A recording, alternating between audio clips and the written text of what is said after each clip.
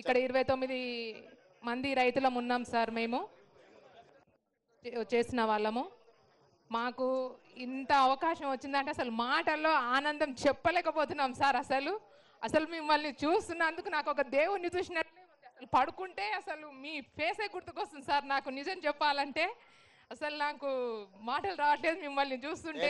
ఏం చదువుకున్నావు మనం? డిగ్రీ అయిపోయింది. డిగ్రీ చదువుకున్నావు.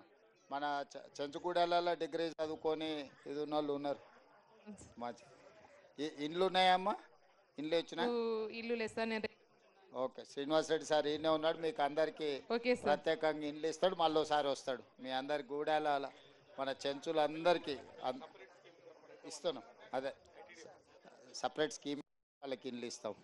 ఇప్పుడు ఎన్ని ఎకరాలు వేసుకున్నారు మొత్తం? 29 మంది రైతుల ఎన్ని ఎకరాలు అయింది ఇప్పుడు? ఇది ఎకరన్నారా అంటే దాదాపుగా 45 ఎకరాలు ఉన్నది.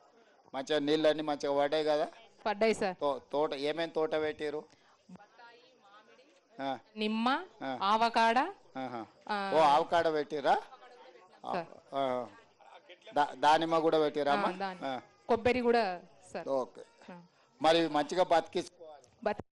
బట్టి విక్రమార్క సార్ బాగా ఆలోచించి మీకు గారు, మా కలెక్టర్ సార్ గారు, మా కమిషనర్ శరత్ సార్ గారు, మా పిఓ సార్ గారు, వీరందరి ఆధ్వర్యంలో మాకు ఇంత ముందుకు తీసుకెళ్ళి మమ్మల్ని ఇంత అభివృద్ధి పరుస్తున్నందుకు చాలా చాలా సంతోషంగా ఉంది.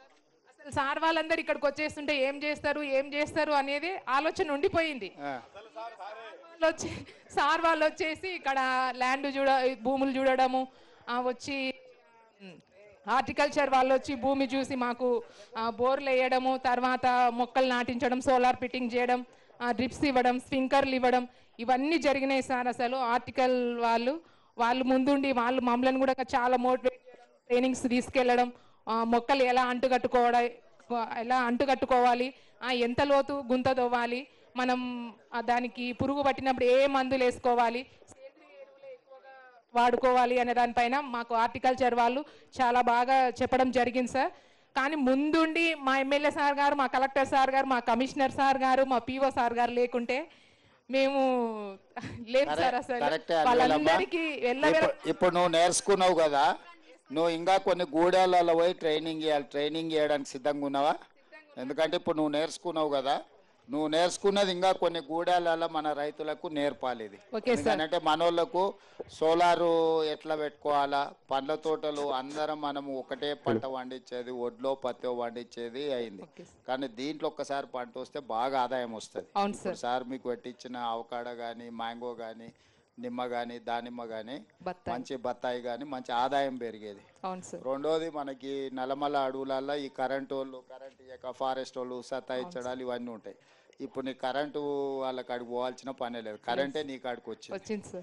అవునా? సోలార్ పెట్టుకునేందుకు అది మంచిది. అందుకోసం అయితే పొయ్యే కొద్దీ మా సార్కి ఏం చెప్పిన అంటే, ఇప్పుడు మీరు సోలార్ ఏదైతే పెట్టుకుంటారో పంపు సెట్లలో, మీ పంపులకే కాకుండా మీరు విద్యుత్ ఉత్పత్తి చేసి గవర్నమెంట్కి అమ్ముకుంటే నెలకు 2000 3000 మీకు ఆడపిల్లలకి చేతి ఖర్చులకు వచ్చేటట్టు ప్యానెల్స్ వేయించమని కూడా చెప్పిన నేను.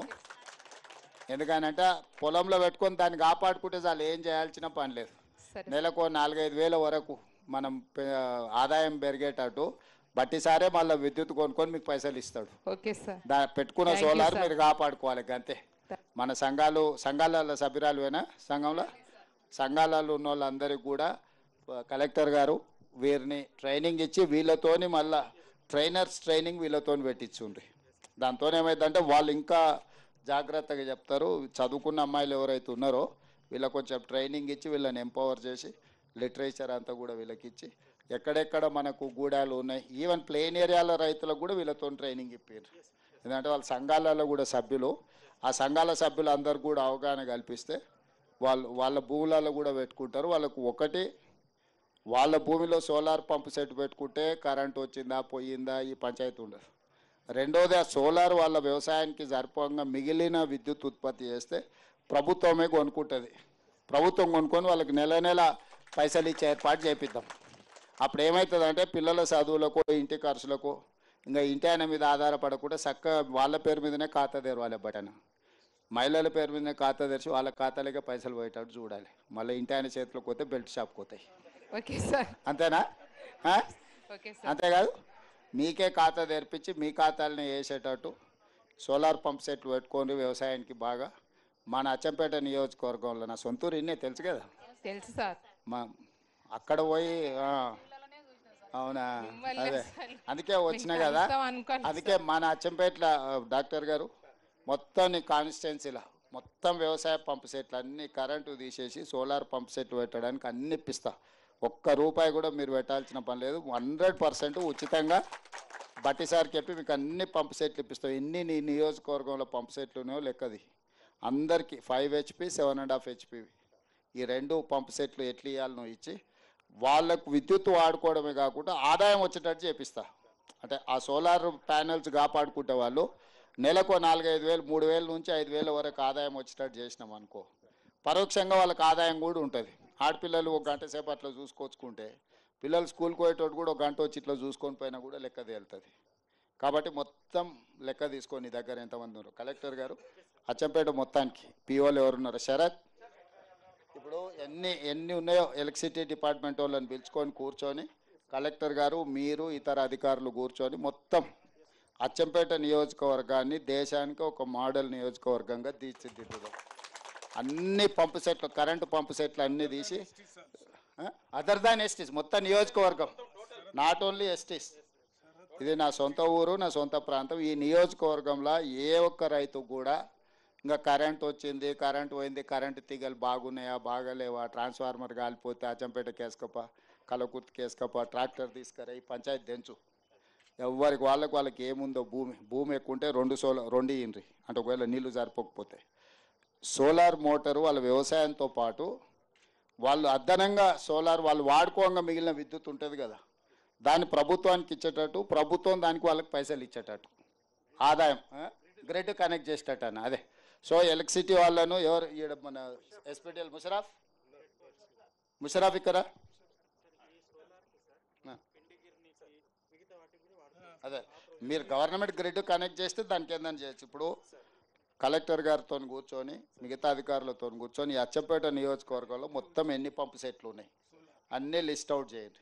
అన్నిటికీ ప్రత్యామ్నాయంగా కరెంటు పంపు సెట్లు తీసేసి సోలార్ కరెంటుతో పంపు సెట్లు పెట్టాలి ఒకటి.